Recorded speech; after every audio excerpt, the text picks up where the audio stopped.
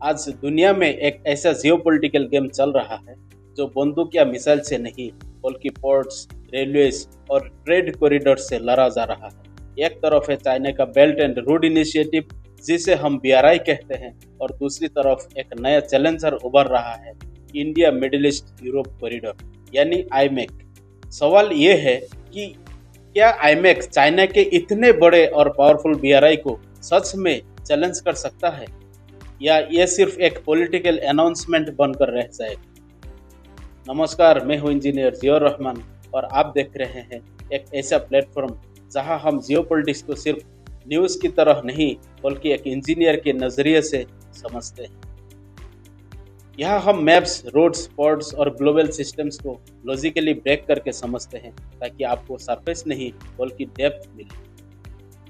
अगर आप भी दुनिया को समझना चाहते हैं सिर्फ हेडलाइन से नहीं बल्कि उसके पीछे के सिस्टम से, तो इस वीडियो को पूरा ज़रूर देखिए। आज हम इस पूरे सिस्टम को एक इंजीनियर की तरह खुलकर समझेंगे, स्टेप बाय स्टेप। सबसे पहले प्रॉब्लम समझते हैं। आज ग्लोबल ट्रेड का लगभग 80% हिस्सा समुद्र के रास्ते से होता है, लेकिन दुनिया के ये ट्रेड रूट्स कुछ क्रिटिकल चॉक पॉइंट्स पर डिपेंड करते हैं, जैसे कि Suez Canal, strait of Hormuz और मलक्का स्ट्रेट। अगर इनमें से कोई भी रूट ब्लॉक हो जाए तो पूरी दुनिया की सप्लाई चेन डिस्टर्ब हो जाती है। आपने एवर गिवन शिप का इंसिडेंट देखा होगा जब सुइस कैनल कुछ दिनों के लिए ब्लॉक हुआ था और पूरी दुनिया का ट्रेड कैसे रोक गया था। चाइना ने इस वल्नरेबिलिटी को बहुत पहले समझ लिया था और इसी वजह से उसने BRI लॉन्च किया ताकि अल्टरनेटिव रूट बनकर ग्लोबल सप्लाई चेन पर कंट्रोल हासिल किया जा सके। अब थोड़ा बैकग्राउंड समझते हैं। 2013 में चाइना के प्रेसिडेंट शी जिनपिंग ने belt and road initiative launch. इसका गोल था एशिया, यूरोप और अफ्रीका को इंफ्रास्ट्रक्चर के माध्यम से जोड़ना, पोर्ट्स, रेलवेज, हाईवेज और पाइपलाइंस के जरिए।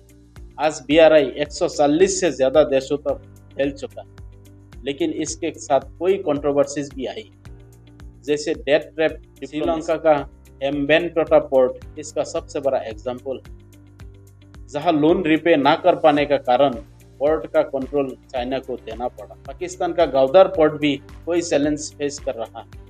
इसी बैकड्रॉप में 2023 के G20 समिट में आईमेक अनाउंस किया गया, जिसमें इंडिया, मिडिल ईस्ट और यूरोप को जोड़ने की योजना बनाई गई।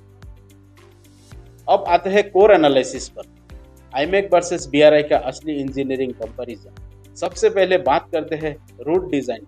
BRI एक चाइना सेंट्रिक सिस्टम है जिसमें सभी रूट्स चाइना से निकलते हैं और अलग अलग रीजन्स में जाते हैं। वही आईमेक एक मॉड्यूलर और मल्टी कंट्री कोलैबोरेशन मॉडल। इसमें इंडिया से UAE तक सी रूट है, फिर UAE से सऊदी अरबिया तक रेल नेटवर्क है और फिर सऊदी अरबिया से यूरोप तक फिर से सी कनेक्टिविटी। यानी आईमेक एक हाइब्रिड मॉडल है जिसमें सी और रेल दोनों का कॉम्बिनेशन है, जिससे फ्लेक्सिबिलिटी और स्पीड दोनों बढ़ सकती है। अब बात करते हैं इफिशियंसी की। कोई रिपोर्ट्स के अनुसार आईमेक ट्रेडिशनल रूट्स के मुकाबले लगभग 40% तक फास्टर हो सकता है। इसका रीजन है शॉर्टर डिस्टेंस और multi modal transport system. Engineer की भाषा में समझे तो जब आप डिस्टेंस कम करते हैं और ट्रांसपोर्टेशन मोड्स को ऑप्टिमाइज करते हैं तो नेचुरली कॉस्ट और टाइम दोनों कम हो जाते हैं। साथ ही स्विस कैनल पर डिपेंडेंसी भी कम हो जाती है, तो एक मेजर पॉइंट। अब सबसे important point, strategic control. China BRI के जरिए सिर्फ रूट्स नहीं बना रहा बल्कि पोर्ट्स का कंट्रोल भी हासिल कर रहा, जैसे गौदर, जिबूती और एम्बेनटोटा पोर्ट। ये एक ओनरशिप मॉडल है जहां चाइना लॉन्ग टर्म लीज यानी कंट्रोल लेता है। इसके विपरीत आईमेक पार्टनरशिप मॉडल पर आधारित, जहां कंट्रीज मिलकर इंफ्रास्ट्रक्चर डेवलप करती है लेकिन किसी एक कंट्री का डोमिनेंस नहीं होता। यही फंडामेंटल डिफरेंस है, कंट्रोल वर्सेस कोलैबोरेशन। अब पॉलिटिकल स्टेबिलिटी की बात करें तो BRI के कोई प्रोजेक्ट्स पॉलिटिकली अनस्टेबल रीजन्स में, जैसे पाकिस्तान, अफगानिस्तान और कुछ अफ्रीकन कंट्रीज, इससे रिस्क फैक्टर बढ़ जाता है। वही आईमेक रिलेटिवली स्टेबल रीजन से गुजरता है, जैसे यूएई, सऊदी अरबिया और यूरोप। इसका मतलब है कि लॉन्ग टर्म रिलायबिलिटी आईमेक में ज्यादा हो सकती है। एक और इंटरेस्टिंग एंगल है एनर्जी इंटीग्रेशन। आईमेक सिर्फ ट्रेड कॉरिडोर नहीं है, बल्कि फ्यूचर का एनर्जी कॉरिडोर भी बन सकता है। इसमें green hydrogen pipelines, electricity cables और डिजिटल डेटा केबल्स की प्लानिंग भी शामिल है। यानी ये सिर्फ सामान ले जाने का रास्ता नहीं है, बल्कि एक मल्टी लेयर इंफ्रास्ट्रक्चर सिस्टम है जो फ्यूचर इकोनॉमी को सपोर्ट करेगा। अब इंडिया के पर्सपेक्टिव से देखें तो आईमेक एक गेम चेंजर अपॉर्चुनिटी है। इंडिया इसमें सिर्फ एक पार्टिसिपेंट नहीं है, बल्कि स्टार्टिंग पॉइंट है। इसका मतलब है कि इंडिया के पोर्ट्स जैसे मुंबई और मुंद्रा ग्लोबल ट्रेड नेटवर्क के की नोड्स बन सकते हैं। इससे इंडिया की मैन्युफैक्चरिंग को बूस्ट मिलेगा, एक्सपोर्ट्स तेजी से यूरोप तक पहुंचेंगे और सबसे बड़ा फायदा पाकिस्तान को बाईपास करके डायरेक्ट कनेक्टिविटी मिलेगी। मिडिल ईस्ट के साथ स्ट्रेटेजिक पार्टनरशिप भी पहली बार इंडिया ग्लोबल ट्रेड आर्किटेक्चर में लीड रोल निभा रहा है, सिर्फ फॉलो नहीं कर रहा। अब फ्यूचर की बात करें, क्या आईमेक सफल होगा? इसमें कोई चैलेंजेस है, जैसे मिडिल ईस्ट में जियोपॉलिटिकल टेंशंस, फंडिंग इश्यूज और एग्जीक्यूशन डिलेज।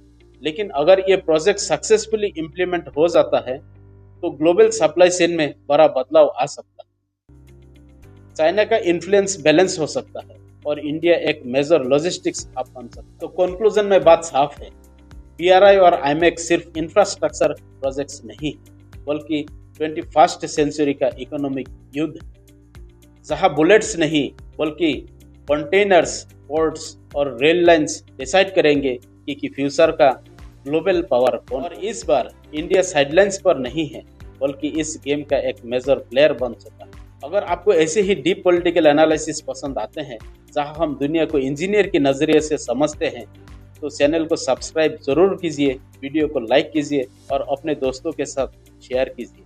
मैं हूं इंजीनियर जियाउर रहमान। मिलते हैं अगले वीडियो में एक और ग्लोबल सिस्टम को डिकोड करने के लिए। जय हिंद।